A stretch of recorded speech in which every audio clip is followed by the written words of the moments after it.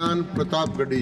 धन्यवाद सभापति महोदय। भूख के एहसास को शेरो सुखन तक ले चलो, या गजल को मुफलिसों की अंजुमन तक ले चलो। मुझको नज्मो जब्त की तालीम देना बाद में, पहले अपनी रहबरी को आचरण तक ले चलो। सभापति महोदय, हमारी न्यू एजुकेशन पॉलिसी कहती है कि टेक्नोलॉजी पे जोर दिया जाए, और टेक्नोलॉजी के सहारे पढ़ाई को हमने कोविड के दौरान देखा भी है कि किस तरह से बच्चों को टेक्नोलॉजी के सहारे पढ़ाया गया।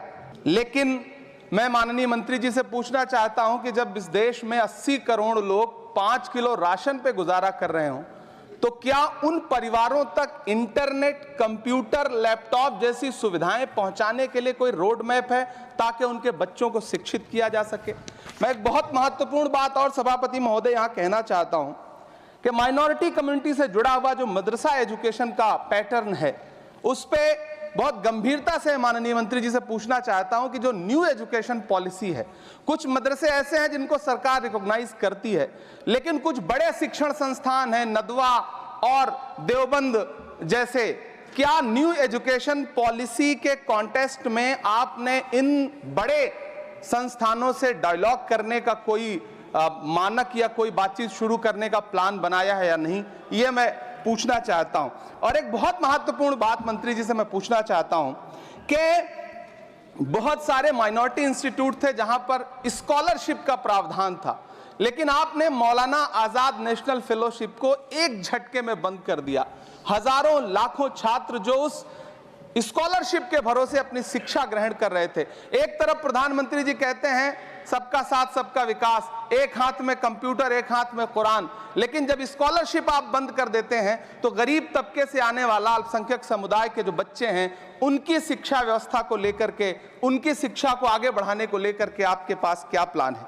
मैं माननीय शिक्षा मंत्री जी यहां पर बैठे हैं, उनसे कहना चाहता हूं कि पूरे देश में, पूरी दुनिया में प्रधानमंत्री जी जाकर के महात्मा गांधी जी की मूर्ति के सामने सर झुकाते हैं, उन्हें फूल चढ़ाते हैं, लेकिन आप ही की सरकार एनआईटी कैलीकट में प्रोफेसर साइजा ए को योजना और विकास विभाग का डीन बना देती है, जो खुल करके कहती हैं कि मेरी नजर में नाथूराम गोडसे तो बहुत महान था। तो आपकी नई एजुकेशन पॉलिसी ये है, इस दिशा में जा रही है।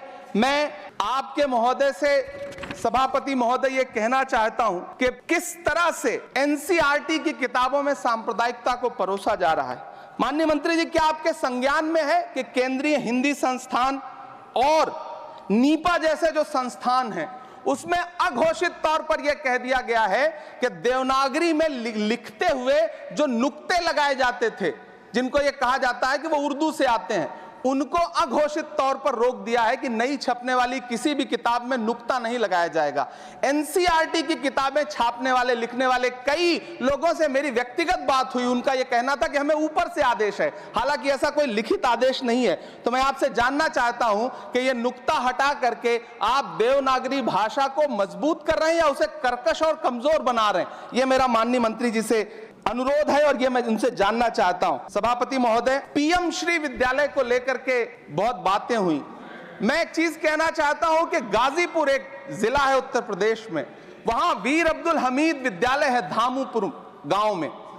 पिछले दिनों पीएम श्री कंपोजिट स्कूल का नाम लेकर के उस स्कूल का नाम बदल दिया गया, उसके सहारे भी सांप्रदायिकता परोसने की कोशिश की गई। जब सोशल मीडिया पे बहुत हंगामा खड़ा हुआ, हम सारे लोगों ने आवाज उठाई, तब फिर से बेसिक शिक्षा अधिकारी ने नाम बदल करके पुनः उसका नाम वीर अब्दुल हमीद, जो परम चक्र विजेता हैं, उनके नाम पे करने का काम किया। ये इस योजना के थ्रू भी सांप्रदायिकता को जो परोसने का काम किया जा रहा है, उसको मंत्री जी के संज्ञान में है यह बात या नहीं, और रोकने के लिए क्या काम करेंगे? एनसीईआरटी की जो किताबें हैं, उनसे हिंदू मुस्लिम एकता के जो चैप्टर हटाए जा रहे हैं।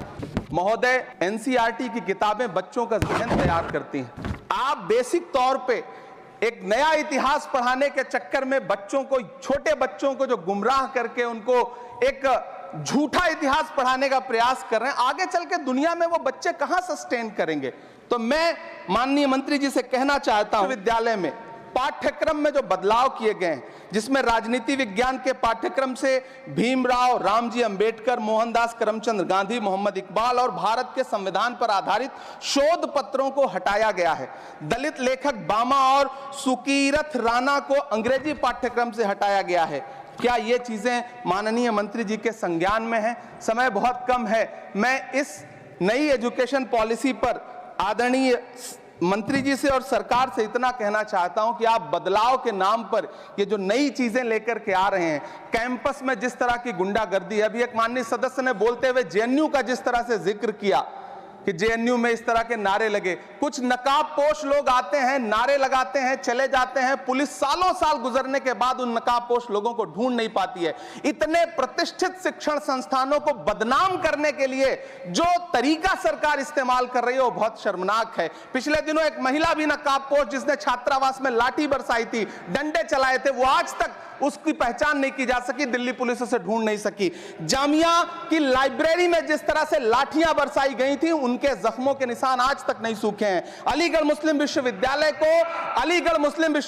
को लेकर के वहां के सांसद जिस तरह की भाषा का इस्तेमाल करते हैं वो बहुत शर्मनाक है। माननीय मंत्री जी और सरकार से मैं आपके माध्यम से पूछना चाहता हूं और यह कहना चाहता हूं, आप बदलाव के नाम पर जो नई चीज लाने की कोशिश कर रहे हैं महोदय, नदियों को साफ मत करिए, उन्हें गंदा मत होने दीजिए, नदियां अपने आप साफ हो जाएंगी। सभापति महोदय, मैं तो कहना चाहता हूं कि जंगल मत उगाइए, बस पेड़ों को काटना बंद कर दीजिए, जंगल अपने आप उग जाएंगे। मैं तो सरकार से कहना चाहता हूं कि शांति स्थापित करने के लिए भाषण मत दीजिए, अशांति फैलाना बंद कर दीजिए, शांति अपने आप स्थापित हो जाएगी। मैं तो कहना चाहता हूं कि प्रेम फैलाने पर लंबे लंबे लेख मत लिखिए, बस नफरत करना बंद कर दीजिए, प्रेम अपने आप फैल जाएगा। ये जो नई एजुकेशन पॉलिसी है, इसमें जिस तरह से गरीब तबके के लोगों को, हाशिए पर मौजूद लोगों को शिक्षा से दूर करने का प्रयास किया जा रहा है, वो बहुत शर्मनाक है।